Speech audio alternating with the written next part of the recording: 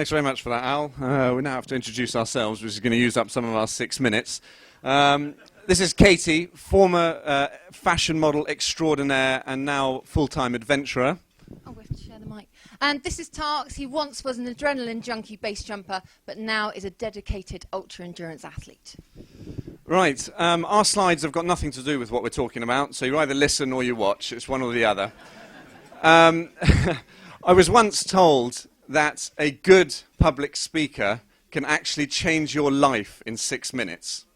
Unfortunately, neither Katie or I are particularly good public speakers, and so we're just going to settle for entertaining you, hopefully, for 6 minutes with some of our best memories and most interesting parts of our most recent expedition.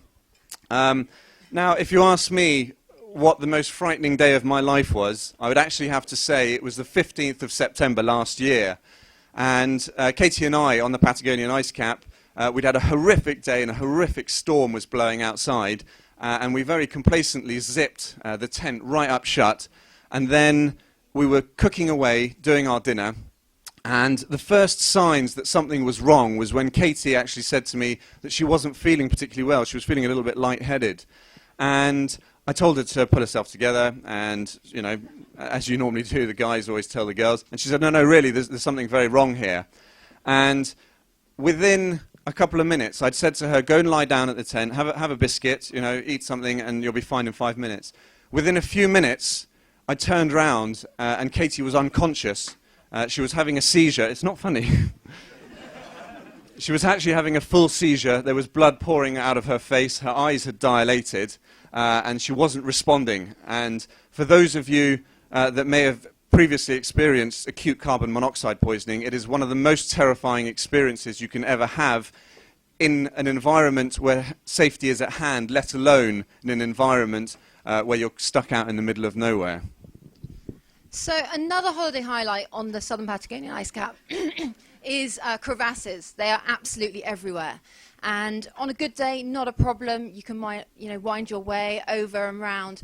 But good weather in Patagonia is very, very scarce. And so we spent most of our time in complete whiteouts, couldn't see Tarka out in front of me. Often I'd just see the rope that joined the two of us. But then those moments come when your harness is yanked in front of you and you rocket through the air at rapid speed because a snow bridge has collapsed and Tarka has plummeted into a huge chasm below. And it is then my job instantly to fall to the ground and stab my ice axe in the snow and break his fall. I would then slide through the snow for a short time before the friction would actually stop both of us. I could then make the situation safe before getting Tarka out of the crevasse, brushing ourselves down and carrying along on our way. Now, it's quite a frightening process, being responsible for Tarka falling down these crevasses, and it's up to me to effectively save his life. And on the latter parts of our journey, this was happening 5, 6, 7 times a day, so it became quite an issue. But I'm still not sure whether it was more frightening for me having that responsibility or for Tarka out front risking his life on each fall. Now, for those of you that have been to Patagonia, you'll know that actually it's not the fact that you get 160 km/h winds consistently banging you and knocking down to your knees. It's not the fact that you have zero visibility for days and days on end that makes you feel sick and the rotation. It's not the snow that buries you alive almost. I mean, we were getting 3 feet of snow every 6 hours quite regularly. It's not even the freezing fog which covers you and then seeps into your clothes and brings you to the brink of hypothermia every day. The problem with Patagonia is that you get all of these every day unrelentingly. They just never stop. You really don't get a break out there. And it was all of these things that came about on one day, 3/4 of the way into our journey, which actually ended our journey on this particular time. We were in a horrendous storm, and so we were tent-bound on half rations. We were actually just about to attempt the Cerro, the highest peak on our crossing, which the other side has a 400-meter vertical abseil, so you want to do that in pretty good weather. And we actually waited for 5 days to get this good weather, but unfortunately it just got worse and worse and worse. And on that 5th day, with the 160 km/h winds bombarding your tent constantly, and the snow every few hours literally burying the tent We would have to get out and dig it out. We'd be crawling around on our hands and knees because the wind is far too strong, obviously, to stand up, when the first pole broke in my hand. And within seconds, we had 5 pole breakages on our very, very strong tent. And then soon as, obviously, the sharp edges hit the fabric, the wind took hold, and within a few minutes, we had no tent whatsoever.